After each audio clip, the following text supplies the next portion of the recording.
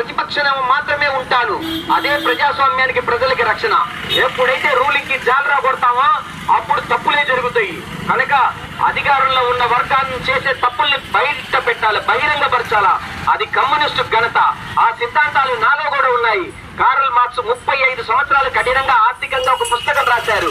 2007, 2008 భారతదేశానికి ఆర్థిక ఇబ్బంది వచ్చినప్పుడు మన్మోహన్ సింగ్, పి చిదంబరం గారు, ఇలాంటి మేధావులు, పివి నరసింహరావు గారు, వీళ్ళందరూ ఏం చేశారు తెలుసా?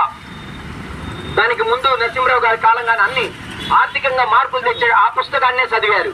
దాన్ని చదివే మార్పులు చేర్పులు చేశారు. అది కమ్యూనిస్టు ఘనత. కమ్యూనిస్టులు కనుమరుగైతే ప్రజాస్వామ్యానికి కోమాల పడ్డమే, రక్షణ లేదు, సాగు దెబ్బే.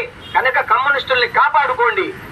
ఒక్క లేబర్ కి ప్రశ్నంటే ఎర్ర జెండా పట్టుకొని వచ్చి నిలబడేది రక్తం చెందిన కమ్యూనిస్టులను గుర్తించుకోండి. కమ్యూనిస్టుల్ని కాపాడుకోండి.